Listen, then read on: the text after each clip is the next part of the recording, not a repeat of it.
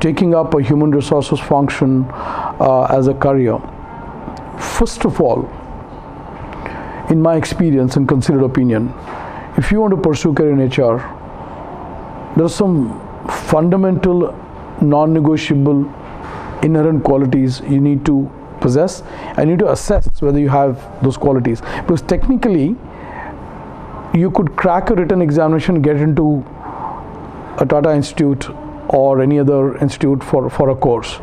But having done that, there are two things in life, and if you do this as an x-axis and y-axis, there is the technique, which is important, the TQ, but more importantly, the temperament.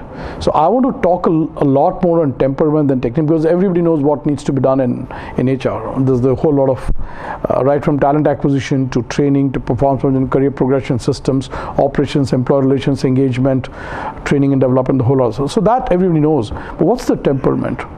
Number one, genuinely, your fabric, your DNA has to have an inclination for caring and contacting people.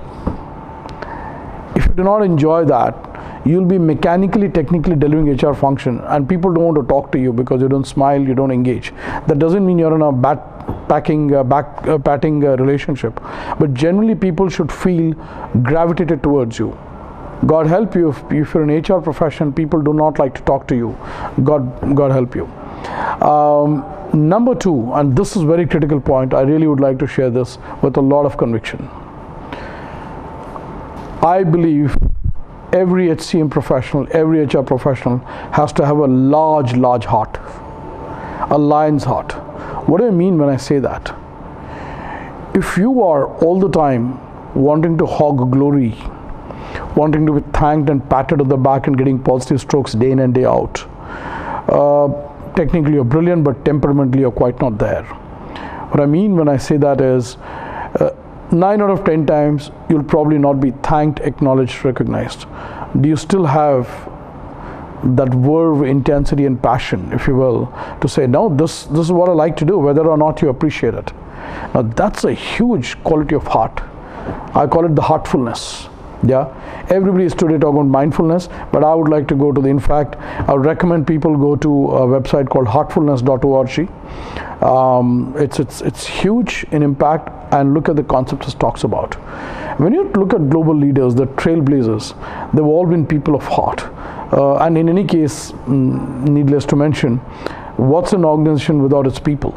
What's a great ERP system? What's a great model without the people to execute it? So the second thing and more importantly, which I would like to point out is an HCM professional has to have a huge, large heart, because he has to absorb a lot.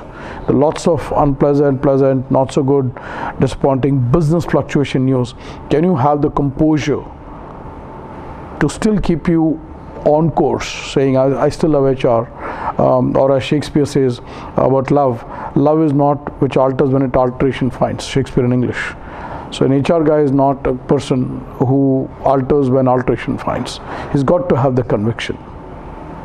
Third thing, for somebody as an HR, to answer your question, any which business today is about people. It is always about people, but suddenly people have realized that if not the emotive and the organizational force of an employee, they're going nowhere.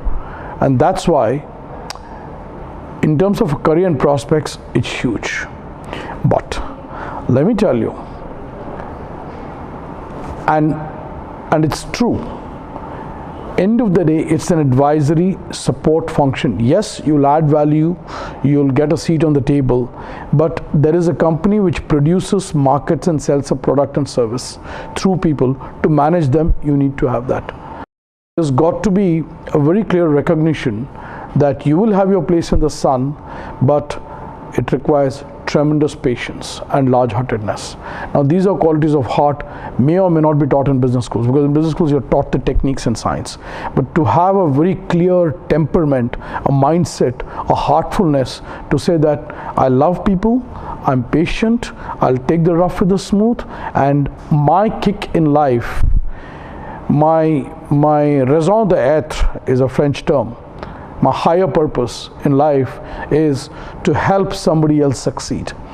And Stephen Covey calls it the abundance mentality. In HCM function and HR function, number one trait you need to have is the abundance mentality, both in terms of taking tough, rough decisions and also having a large heartedness to do good to others and to genuinely facilitate other people's growth, because I believe you will succeed when you make others successful. So you go with that theme, you're on.